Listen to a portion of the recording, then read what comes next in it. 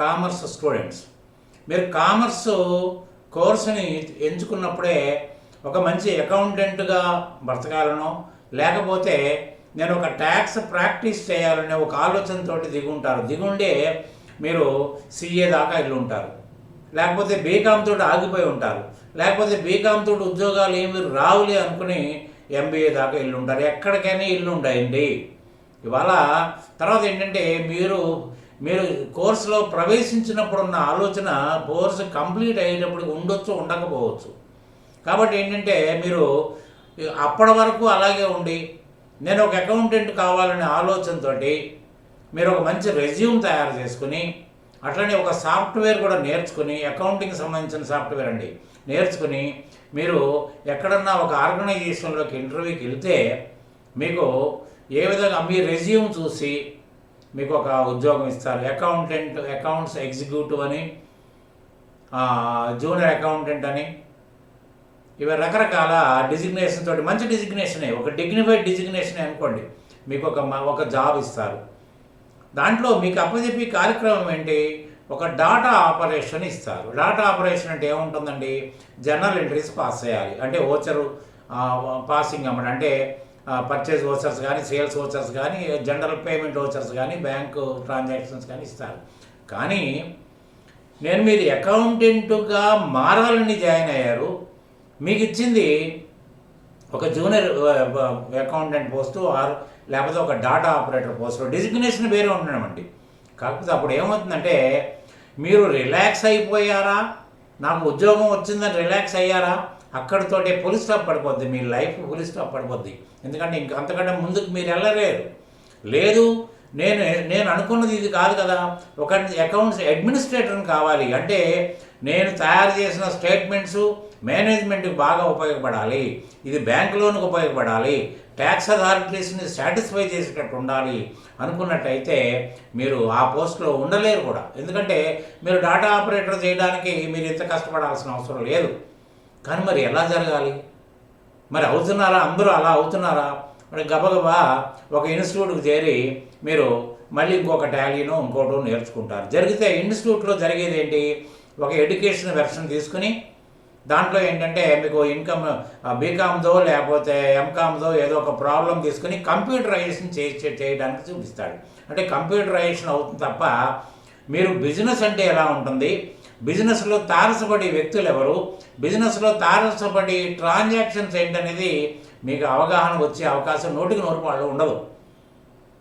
చదువుకునే రోజుల్లోనూ మీరు ఇంటర్మీడియట్లో కామర్స్ స్టార్ట్ అయితే మీరు డిగ్రీ సిఏ వెళ్ళినా కూడా మీకు అసలు బిజినెస్ అంటే ఎలా ఉంటుంది, ఎవరు స్టార్ట్ చేస్తారు, స్టార్ట్ చేసి ఏం చేస్తారు, దీంట్లో లాభ నష్టాలు తెలుసుకోవడం కానీ, ఫైనాన్షియల్ స్టేటస్ తెలుసుకోవడానికి కానీ ఎటువంటి రిపోర్ట్స్ అవసరం అనేది ఎక్కడా మీకు చెప్పి ఉండలేదు.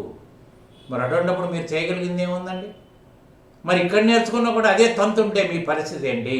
కానీ ఒక్కటి లాజిక్ మిస్ అయిపోతున్నారు మీరు.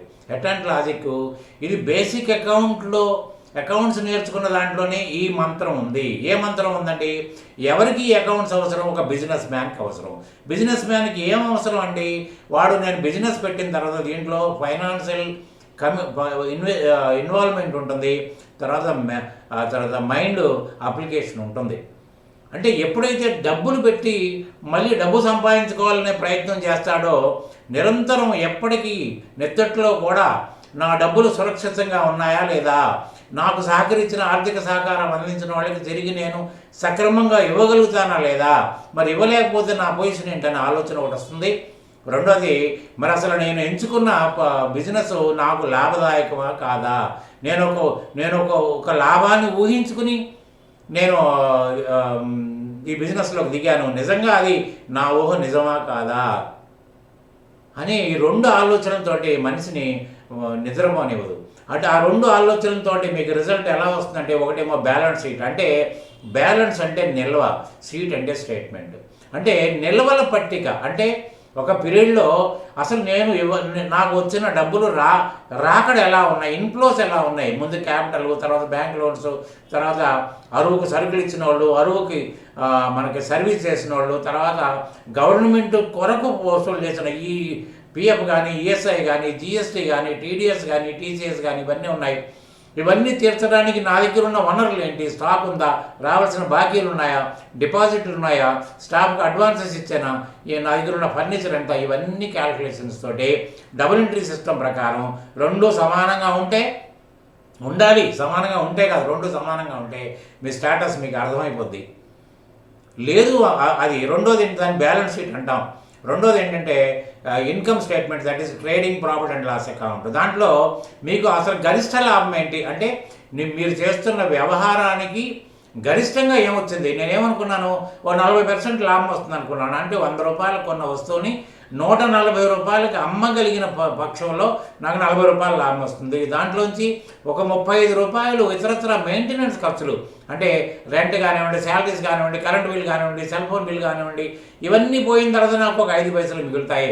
నిజంగా whether I'm getting 40% gross margin and in the end whether I'm getting 35% net margin or not, if not why analyse చేసుకోవాలి నేను. అంటే ఈ రెండు స్టేట్మెంట్లు తప్ప మీకు ఎవరికి ఎటువంటి పెద్ద బిజినెస్ మ్యాన్కైనా కూరగాయలు అమ్ముకునేవాడు కానించి కార్పొరేట్స్ వరకు అవసరం ఈ రెండు స్టేట్మెంట్లే.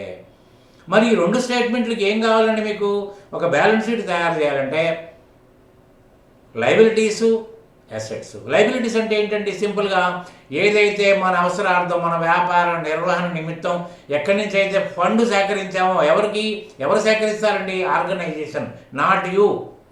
మీరు వన్ ఆఫ్ ది ఇన్వెస్టర్, మీరు ప్రొప్రైటర్ అంటే మీరు వన్ ఆఫ్ ది ఇన్వెస్టర్. అసలు ఏదైతే ఆర్గనైజేషన్ రమా ఎంటర్ప్రైజెస్ అని పేరు పెట్టారు, రమా ఎంటర్ప్రైజెస్కి ఎవరెవరు సహకరించారు? ఎందుకంటే రమా ఎంటర్ప్రైజెస్న బ్యాంక్ అకౌంట్ ఉంది, రమా ఎంటర్ప్రైజెస్న రెంటల్ అగ్రిమెంట్ ఉంది, రమా ఎంటర్ప్రైజెస్న బిల్ బుక్లు ఉంది. కాబట్టి మీరు కాదు, you are different from business, separate entity concept అంటారు, గుర్తుంది కదా, ఇవన్నీ గుర్తొస్తూ ఉంటాయి మీకు. కాబట్టి ఏంటంటే ఎవరైతే మనకు సహకరించారో, ఆర్థిక సహకారం కానీ, సరుకుల ద్వారా సహకరించడం కానీ, సర్వీస్ ద్వారా సహకరించడం ఎవరైతే ఇచ్చారో వాళ్ళ ఆ మూల్యం మనం ఇవ్వడానికి మన దగ్గర ఉన్నది ఏంటి అంటే, మన దగ్గర ఉన్నదంతా ఆస్తి అంటారు, అసెట్స్ అంటాం, మనకు వచ్చిందంతా లయబిలిటీ అంటాం. రెండు సమానంగా ఉంటాయి డబుల్ ఎంట్రీ సిస్టమ్ ప్రకారం. అట్లనే ఎక్స్పెన్సెస్ అండ్ ఇన్కమ్స్. ఎక్స్పెన్సెస్ అంటే బిజినెస్ రిలేటెడ్ ఎక్స్పెండిచర్, అంతేగాని పర్సనల్ ఎక్స్పెండిచర్ కాదండి. బిజినెస్ రిలేటెడ్ ఎక్స్పెండిచర్ ఎంత అయింది, అది కూడా డైరెక్ట్ ఎంత అయింది అంటే గ్రాస్ ప్రాఫిట్ రావడానికి. Direct expenses means which can influence the gross result. The indirect expenses means administrative expenses which can influence the net result, not net profit. It may be a profit, it may be resulted in profit or loss. కాబట్టి ఏంటంటే income ఏంటి, అసలు మనం అనుకున్న దానికి వ్యవహారానికి ఏది result. School అయితే ఫీజెస్, తర్వాత సినిమా అయితేనేమో రైట్స్, సేల్ ఆఫ్ రైట్స్, తర్వాత కాంట్రాక్ట్ అయితేనేమో కాంట్రాక్ట్ రిసీట్స్, రెంట్ అయితే రెంటల్ రిసీట్స్, మనకు ట్రేడింగ్ మ్యానుఫ్యాక్చరింగ్ అయితే సేల్స్, ఇన్ని రకాలుగా. అంటే మనం ఎంచుకున్న వ్యవహారానికి ఇన్కమ్ ఏంటి అనేది మనం ఆలోచించుకుంటే ఇవన్నీ వస్తాయి. ఏమంటే ఈ 4 కదా, ఈ 4కి మీరు ఎందుకు ఇంత తిప్పలు పడుతున్నారు? మీరు ఇంటర్మీడియట్ అయిపోయింది, ర్యాంక్ వచ్చింది మీకు, బీకామ్ అయిపోయింది, ఎంకామ్ కూడా అయిపోయింది, ఎంబీఏ కూడా. ఏంటి ఇవన్నీ? ఈ 4 టిప్స్ నేర్చుకోగలిగితే ఐ విల్ గివ్ గ్యారంటీ, నేను బాండ్ రాసిస్తా మీకు, నేను మీకు ఉద్యోగం ఇప్పిస్తా. ఒక మంచి ఆర్గనైజేషన్లో మిమ్మల్ని మెచ్చుకునే తీరుగా నేను మీకు ఉద్యోగం ఇప్పిస్తాను. మీకు ఆ ధైర్యం ఉంటే చెప్పండి, నాకు ఇవన్నీ తెలుసు మాస్టారు, నేను I can manage everything, I can explain fully about liabilities and assets, expenses and incomes అని మీరు చెప్పండి. నేను I'm here to arrange A placement. ఎందుకంటే నాకు సాక్షికి ప్లేస్మెంట్స్ కూడా ఉంది. లేదు మీరు అప్ టు ది మార్క్ లేరు, మీకు ఏ టిప్ ఇస్తే మీరు ఆ 4ని గ్రహించగలుగుతారు. ఎటువంటి స్మాల్ టిప్స్, ఎటువంటి వెంచర్లు అయినా మీకు ఎవరి సహకారం లేకుండా, ఎవరి కోఆపరేషన్ లేకుండా మీ అంతటి మీరు అకౌంటెంట్గా మసలగలిగిన టిప్ కూడా మీకు ఇస్తా. ఈజీగా ఎవరి సహకారం అక్కర్లేదు, మీ సీనియర్స్ నుంచి మీరు ఏ విధమైన అడ్వైస్ తీసుకోక్కర్లేదు, ఎవరికి చెప్పకుండా మీరే నాకు అన్నీ వచ్చు అన్నట్టుగా ఒక ఇది చేసుకుంటూ, ఎక్స్పోజ్ చేసుకుంటూ మీరు ఎంట్రీ చేయొచ్చు. 4 గంటలు తెలియదు మీరు ఏం చేస్తున్నారు. ఇటువంటి టిప్స్ చాలా ఉన్నాయి.